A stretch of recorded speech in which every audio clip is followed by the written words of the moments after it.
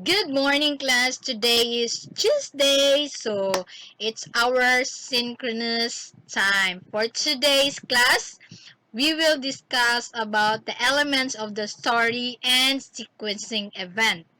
But before we discuss those topics I've mentioned, I will share first how the lion and the mouse became friends. Then followed by the uh, elements of the story. We will discuss the elements of the story.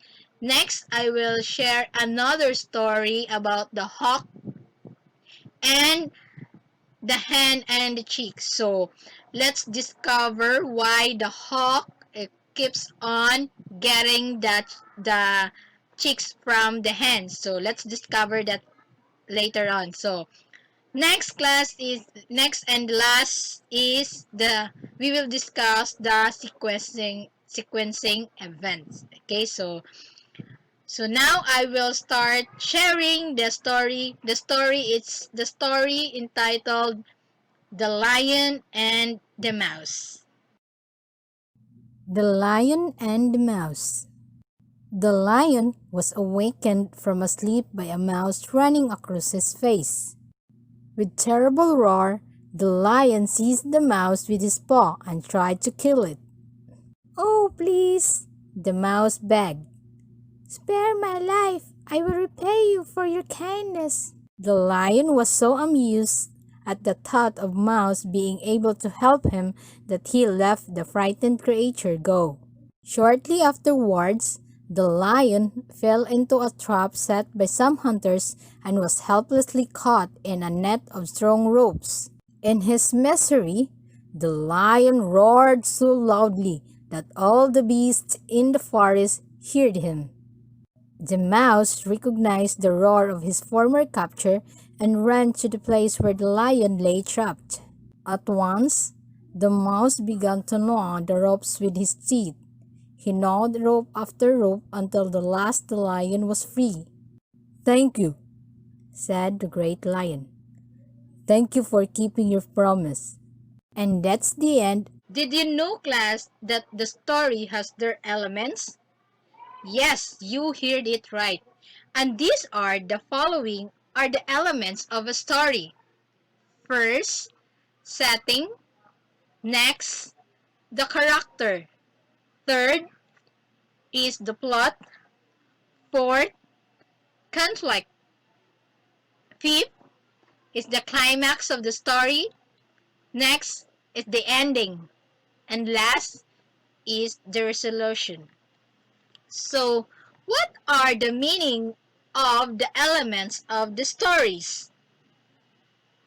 And settings or setting means where and when the story happened. Okay, so that's the meaning of the setting, where and when the story happened. Meaning, asa nahitabo ang story niya.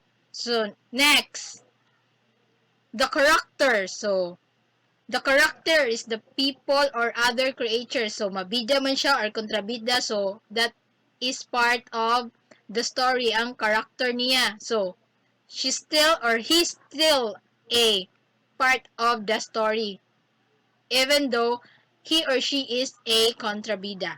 Okay, next. The plots. So, the plot is the action or events that take place in a story. So, mga panghitabo sa story siya ang plot. Okay. Next, the conflict. So, the conflict is the problem of the character in the story. So, problema niya. Next is the climax. So, meaning, climax is the most interesting part of the story. So, muna siya ang climax. Ending. So, ending is very understandable na. No need to explain. The last part of the stories. Next, the resolution. So, the resolution means is part of the story that shows whether the problem is solved or not. Okay, so let's take an example, the story of the mouse. So, here is the chart. Okay, look at the example below based from the story The Lion and the Mouse. So, the title is The Lion and the Mouse. The setting. Okay, what is the setting? Can you guess? Okay, the setting is in the forest. Next, the characters. So, who is the characters of the story? Okay, very good. The lion and the mouse. So, that uh, the lion and the mouse are the characters of the story. Next, the plot. So, the plot is in conflict. In conflict, meaning the lion was about to eat the mouse. So, in part of the story, the conflict of the story is katong kanang kanuna niya ang ilaga, 'di ba? So that is the conflict of the story. Next, climax. Ang climax sa story niya is the lion gave the mouse a second chance. So mo na to ang part nga iyang gi set free ang mouse. Okay. Ang ending, unsa yung ending niya? The mouse kept his promise to the lion and they became friends once more. Okay, so ang ending is na gifulfill ni mouse ang iyang unsa to iyang gipromise ngadto sa lion para buhian siya. So tungod kay na trap man ang lion, so with the help of the mouse, so na iyang na set free pud ang lion. So mo na to siyang start sa ilang pagka friends. Okay. So there are also another chart class. So this is chart. This is the plot chart or the sequence of events in a story. So you can use this if you want to sequencing the story. So our second topic is about sequencing. So I will discuss that later on. Okay.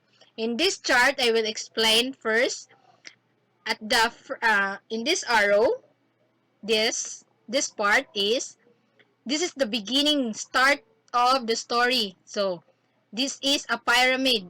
Yes, a pyramid of a story. So in this part of the pyramid is the beginning of the story. So pataas siya, pa down. Okay? Then next is the rising action, the building of the conflict. So rising action to siya. Katong nga part nga kanang ang part niya is katong kanuna niya si mouse, di ba? So mo to siya, the lion was about to eat the mouse. So mo to siya ang rising action sa story. So next is pinaka-above niya is the climax. So mo to siyang the point greatest tension. So mo to siyang katong gi-set free niya ang mouse, di ba? So let's take back. Mo na siya.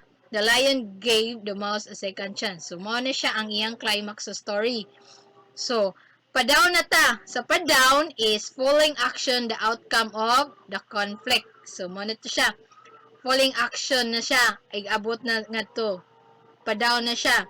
So mo na to siya murag kanina siya is padong ending. Falling action naman siya, the outcome of the conflict. So next is unsa may na outcome sa ilang conflict. So na-set free man to niya. So ang na-outcome ato niya is naka-help ang mouse niya. Pagka-trap niya is ang mouse mo'y naka-help niya. So mo na siyang falling action. Ang result sa iyang pag-free sa mouse is natabangan siya sa mouse. Okay. Ang resolution, this tells the final outcome. So mo na siya ang solution sa problem sa story. So mo na siya nga katong ang problem sa story is, for example, is katong na-trap ang mouse. Ang lion, di ba? That's the problem of the lion. Na-trap siya. So, the problem was solved at the end of the story. Nga, na-set free siya sa mouse. That's the pyramid flow. Okay? So, Next class, I will share first the story about why do hawk get chicks. Okay, after I am sharing this, I will discuss about the sequencing events of the story. Okay, okay, let's proceed. Why do hawks get chicks? Once there was a hawk who found a stunning anklet in the forest. In his eagerness that everybody would see it, he placed it on his leg. Whenever he flew, the anklet shone brightly on his leg, and it caught the attention of the other birds. One day, he showed it to his friend, the hen. "What a beautiful anklet you have! It glistened under the sun. Oh, I love it!" cried the hen. "Do you like to borrow it?" asked the hawk. "Yes, sure," said the hen. The hawk removed the anklet using his beak and put it on the hen's leg. "Wow, you look gorgeous. How lovely you are in that anklet," said the hawk. "Please take good care of it for me," continued the hawk. After 2 days, the hawk came back. He found the hen and her chicks scratching on the ground. "My friend hen, so busy scratching the ground.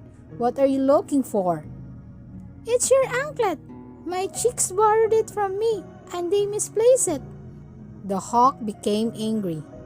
"I told you to take good care of it," the hawk said to the hen. "From now on, I will get one of your chicks every day. I will not stop getting your chicks until you find my anklet," he threatened the hen. Until this time, all the chickens have not stopped looking for the lost anklet of their ancestors. They keep scratching the ground all throughout the day, and the hawk has not stopped getting the hen's chicks. And that's the end of the story. Okay, class, I am done sharing the second story, which is about why hawk gets chicks. Okay, now let's proceed and talk about the sequencing of events. So, what is sequencing of events, class? Meaning, sequencing of events is one of many skills that contributes to students' ability to comprehend what they read. Sequencing refers to the identification of the components of a story, the beginning, middle, and end, and also to the ability to retell the events within a given text in the order in which they occurred. The ability to sequence events in a text is a key comprehension strategy, especially for narrative texts. Sequencing is also an important component of problem solving across subjects, according to Reading Rockets 2015. Okay, that's the meaning of sequencing events class. Meaning, organize siya, nagsunod nga mga events sa story. Mo na siyang sequencing of events. Okay? So, there are types of sequencing events at class. So, first is picture photo sequencing, letter or number sequencing, story sequencing, map or route sequencing, cooking or kitchen steps, music and dance. So picture and photo sequencing class is mostly is na siya ipakita nga mga picture kung mga picture sa story nga mag imong siyang i-organize kung asa siya ang first nga nahitabo, second, third, fourth. So mag-base pud ka sa story nga gibasa. Then some teacher man good is they want to challenge the student through picture lang without the context or the text of the story. So, mo to siya imong makuan sa through the picture. So, imong ma-comprehend or ma-hibaw-an, ma-learn nga unsa to first, second, or third, fourth, or last nga nahitabo sa story. So, mao na siyang sequencing. Same goes with the letter and number sequencing class. So, di man pwede nga ang kung mag-sequencing ta sa letter, mag-alphabet ta, is di man pwede nga ang Z ang mag-una. Because we all know man nga Z is the last part of the alphabet, right? So, ang mag-una jud sa alphabet is letter A. So, that is the proper sequencing of the letter. A, B, C, D, E, and so on and so forth. Okay? Same goes with the number sequencing. So, magsunod yun na siya. And most especially sa story. Ma-approach, sequencing, cooking, mo na siya mga procedure, mo na siya ang sequencing gyapon na siya class. Kay, kung in terms of cooking class, so, there are some part, manggod nga, pwede nimo siya ikuan. Pero, we have to follow the steps to para maka-gain taog anindot nga kanang taste or nindot nga outcome sa atong giluto. So, dapat mo follow jud ta sa steps. So, steps is kuan man siya nagsunod jud na yang mga steps. Di pwede nga ang step number 2 unya na may mubuhaton. Di ba? Ari na nimo buhaton sa pinakalas. So, dapat nagsunod jud na siya. So, let's proceed next. There are some signal words in sequencing class. Okay. These words are the following.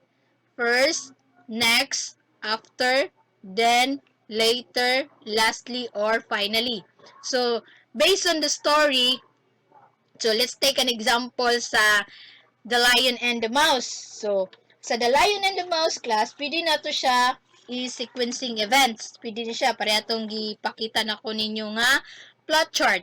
So, mao to siya ang pwede to siya example sa sequencing event.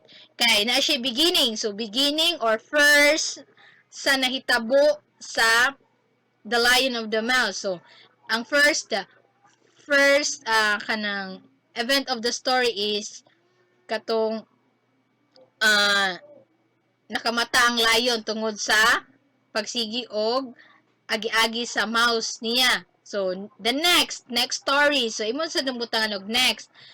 Pagkahuman nato, so, nadakpan, giyang gidakop si mouse. Next. So, after niya nadakop, giunsa niya ang mouse.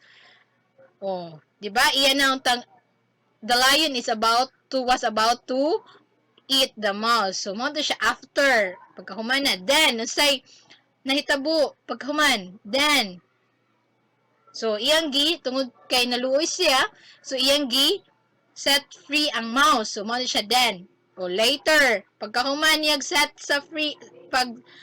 free sa mouse, say nahitabo.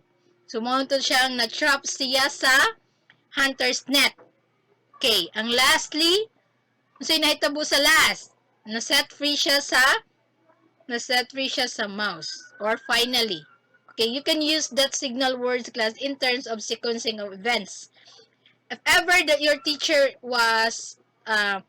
is calling you and to retell the story, so you can use the first, next, after, then, later. So, you don't have to retell in detailed form, but you have to sequence the events based on your understanding of the story or based how you comprehend the situation of the story or the events of the story. So, mo na siya. Unsaon nimo siya pag-retell using the signal words of the sequencing of events. So, ano na siya kasayon class, no?